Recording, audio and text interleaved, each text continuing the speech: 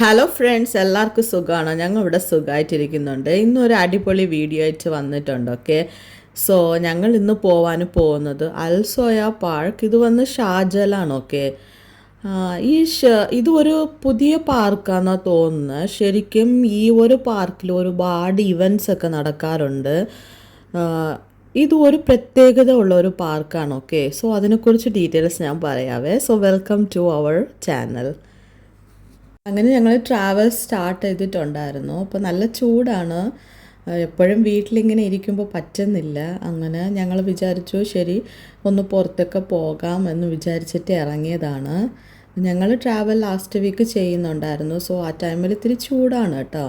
ഇപ്പോൾ ചെറുതായിട്ടൊക്കെ ഒന്ന് കുറഞ്ഞിട്ടുണ്ട്, പക്ഷേ ഹ്യൂമിഡിറ്റി ഉണ്ട്. അങ്ങനെ അപ്പോൾ ഞങ്ങൾ കുറച്ച് നേരത്തെ എപ്പോഴും പറയാറുണ്ടല്ലോ, കുഞ്ഞു മക്കളൊക്കെ വെച്ചിട്ട് നമ്മളിങ്ങനെ ഭയങ്കര എന്താ പറയുക, കുറച്ച് മുൻപായിട്ട് ട്രാവൽ ചെയ്യാൻ സ്റ്റാർട്ട് ചെയ്തില്ലെങ്കിൽ പിന്നെ അത് ഫുള്ള് കുളമാവും.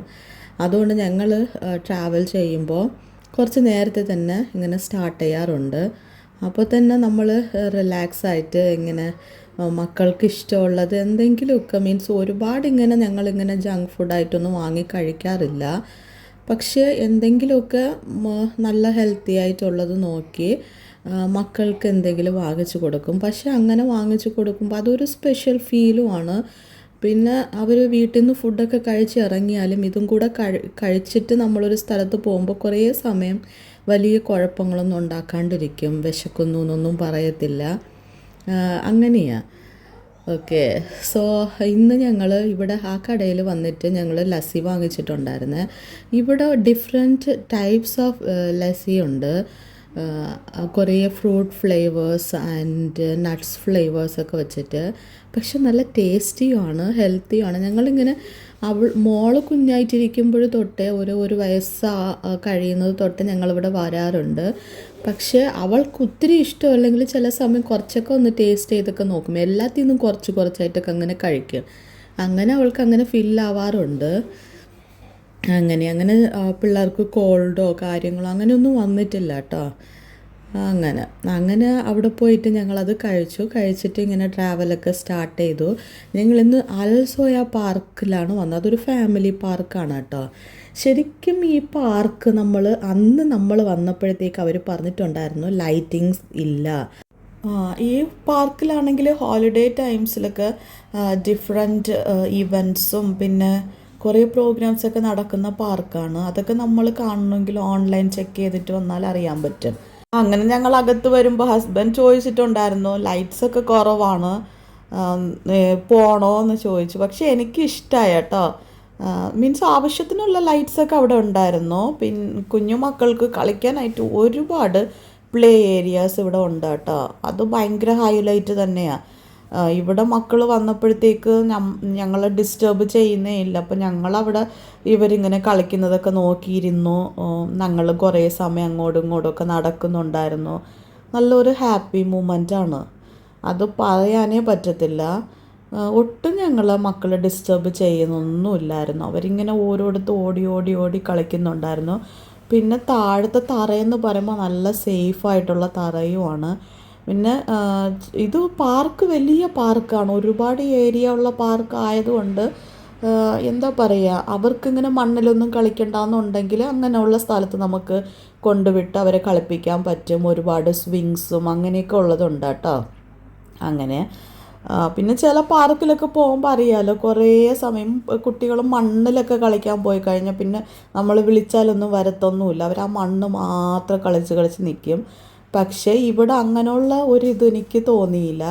ഇവർക്ക് ഒരുപാടെടുത്ത് കളിക്കാനുള്ളത് കൊണ്ട് നമ്മൾ അങ്ങോട്ടൊക്കെ വിട്ട് കഴിഞ്ഞാൽ ഇച്ചിരി വന്ന് വീണാൽ അവർക്കൊന്നും ആവത്തില്ല. അങ്ങനെയൊക്കെ.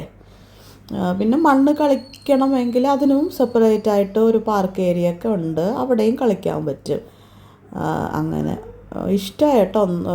എന്തായാലും ഫാമിലി ആയിട്ടുള്ളവർക്ക് മീൻസ് ഇവിടെ മക്കളൊക്കെ ആയിട്ട് വരാൻ പറ്റിയ ഒരു സ്ഥലമാണ്. നമുക്ക് ഇങ്ങനെ ഒരുപാട് സമയം അവിടെ സ്പെൻഡ് ചെയ്യാം. പിന്നെ നല്ല കാറ്റും മരങ്ങളും അങ്ങനെയൊക്കെ ഉള്ളതുകൊണ്ട് എനിക്ക് തോന്നുന്നുണ്ട് വിൻ്റർ സീസണിൽ ഇന്നും നല്ല അടിപൊളിയായിട്ടുണ്ടാവുമെന്ന് തോന്നുക. അങ്ങനെ സന്തോഷത്തെ നോക്ക്.